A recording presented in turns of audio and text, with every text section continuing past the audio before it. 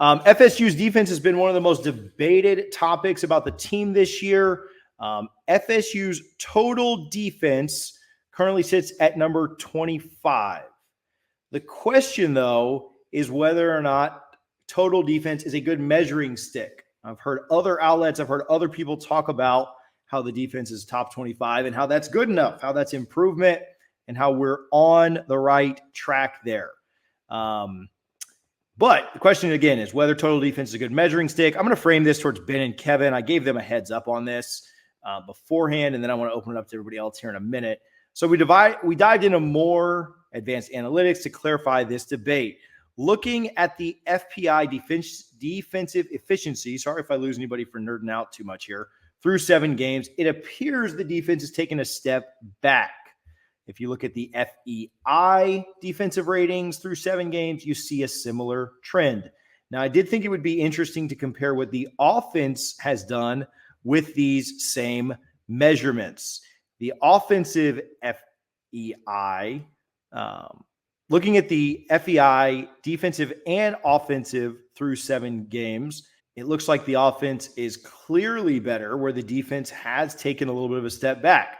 So I want to talk with Kev first and then Ben, because I know they jump more into the analytics than most. Give me your thoughts on FSU's defense, through 7 games this year. Do you truly believe that they've stepped forward, or have they taken a step back? Kev, you can start us off. Yeah, so the SP Plus numbers, I'm looking at them right now. They kind of agree with you that Florida State, it says it's a very, very small step back, that Florida State was the number 39th best defense last year, right now, and then last year they were 37th. So those numbers agree. I think most numbers aren't quite as high on FSU's offense as FEI is.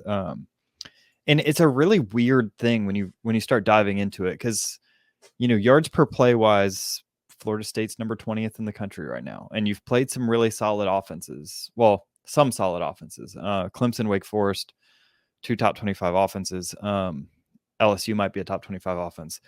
But everybody that's watching the game wouldn't tell you this is a top 20 defense, right? So what's not lining up? So they're not giving up a ton of yards per play. They're making offenses earn it, but they're also not getting turnovers. They're not getting they're not getting kind of key stops. Their 4th down rate is the 4th worst in the country. There's a metric called EPA, which looks at estimated points added. So like on a play-by-play basis, even though you're giving up less yards on a play-by-play basis, the yards you give up somehow are more affecting the score of the game. So it's really kind of a hard thing to quantify, but it really just, I think you see it with the eyes that Florida State's defense is solid on some level, but then they're giving up points. They're giving up key first downs, and they're not making the stops that you need them to make. And yeah, whether that's a trend that's going to continue for the rest of the season is hard to kind of estimate, because a lot of these things like turnovers and 4th down conversion rates are naturally high variance, very luck based things. So do these turn around for Florida State and you start to see this offense or this defensive rating go up? It's kind of hard to tell. Ben, it appears to me, I'll ask you, and we'll kind of get your thoughts on that.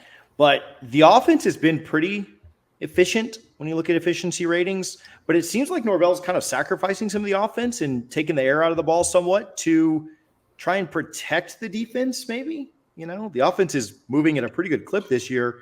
But if you look at the number of possessions a game, like Tennessee's getting like 5 more possessions a game than we are, right? And they're obviously a really, really efficient, good offense. So that maybe that, but like we're just not moving the ball as much just because I think Norvell's trying to protect the defense. Is that a fair assumption there?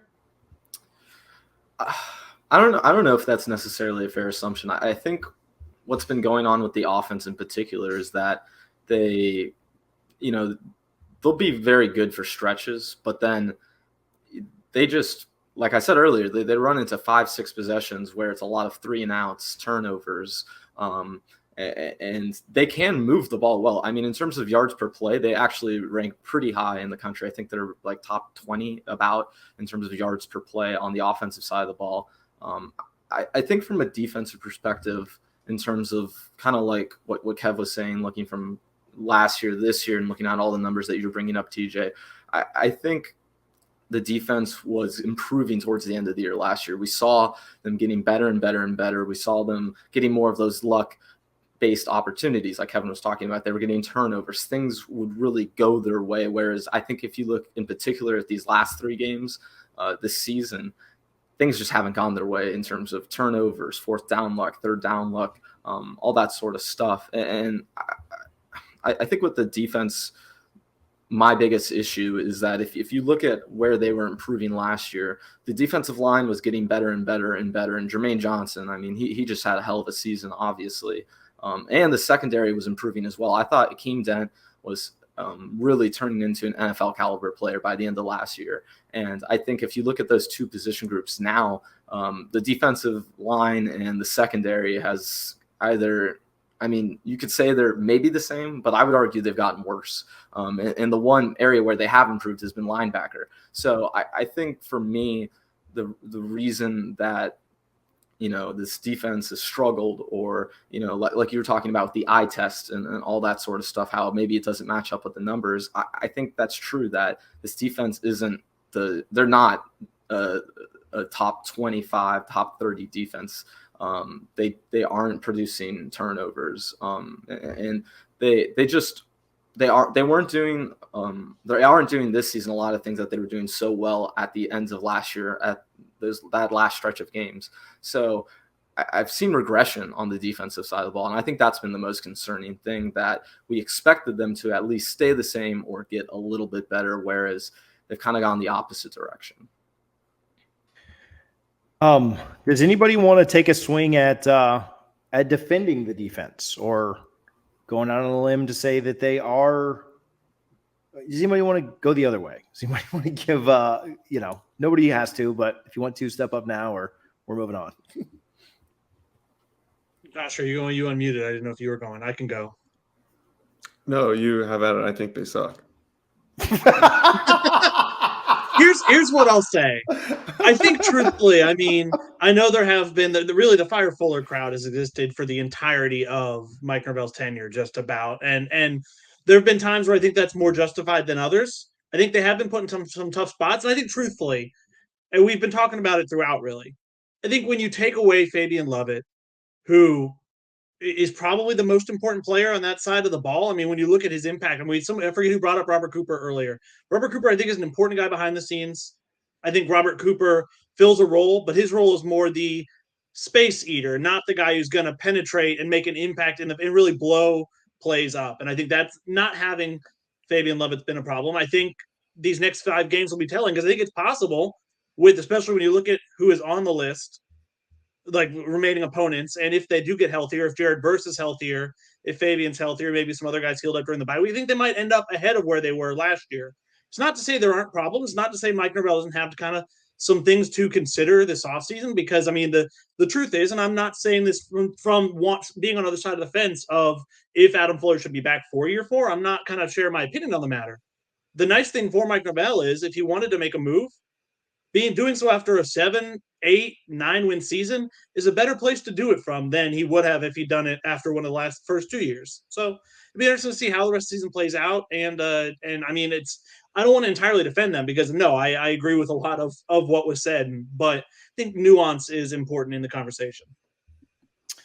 I'll open this up. Ehsan, Richie, Josh, are there any specific changes you guys would make on defense? Whether it be personnel or moving on from Fuller, whatever. I'm more so like toward the end of this year, but what are your thoughts on just maybe things that could be done differently on defense? Or, I mean, if your answer is just kind of like, nah, this is just, they are what they are, like, try and outscore people and keep doing what you're doing. But thoughts on that. We'll start with Ehsan, and then we'll go Richie and then Josh. Yeah. So what I'll say is, the bend don't break, but don't break defense is great, but it has allowed for more drives for the opponent. It's a lot taking the offense off the field a little bit and kind of ruin their flow as well. So I think at some point in the Syracuse game, you got to be more aggressive. You have to have the defense make a big play, have a short field, because you're not getting that. Special teams, Micah Pittman's had a couple of good returns. Trey Benson's had a couple of good returns on the kickoff game, but you're not getting that regularly. You need defense to make a play, maybe score a touchdown to be a difference in the game, like Syracuse, or they could have used that in Clemson, like Syracuse did themselves. Richie? Yeah, I think, Mike Norvell, he's going to have his job regardless after this year, but I do think he needs to take a serious look at Adam Fuller and see if it's time to move on from him, because that could be the one coaching position that's holding him back. I don't think that secondary is well coached. That's Fuller's specialty. I don't think they've been great. We talk about bend, don't break. They've been bend and break all season. I'm ready to move on from Adam Fuller, and I'll throw it out there and say that. I just don't think he's the guy. If Mike Norvell is going to be the guy to get Florida State back to, getting into New Year's Six bowls and competing for a chance in the playoffs, especially when they expand to 12 teams, I don't think Adam Fuller's the guy. That's just where I'm at right now. Josh? I don't think you get rid of Adam Fuller after this year. I think that the defense has improved. I think it comes down to lack of playmakers. Guys like Dennis Briggs and Robert Cooper, who we've already talked about, they're just not getting it done up front. Florida State has some good players, but they don't have they're lacking playmakers, like what we used to say about the offense. I think ultimately the defense has gotten better each year. If you think back 3 years, there's no question the defense has gotten better. I don't think it's the scheme. I think it's the players. I think where you make a change is in the secondary. I think it's time, to move on from Marcus Woodson. They brought in 3 off-field hires this offseason. All 3 were in the secondary. I think with Travis Hunter going elsewhere, that was his safety blanket. Everybody kind of gave the secondary a pass due to the fact that Travis Hunter was coming in last season, but that didn't happen. And Florida State hasn't recruited all that well in the secondary. They're living paycheck to paycheck in the transfer portal, just trying to get bodies in there. So I think it's time to make a move there after the season. If you can get a defensive coordinator that can really bring in some talent, then go ahead. I just don't know if one's going to be available for Mike Norvell, and ultimately Florida State's lack of, dominant defense, I don't think is due to Adam Fuller's scheme. I think it has more to do just the lack of playmakers.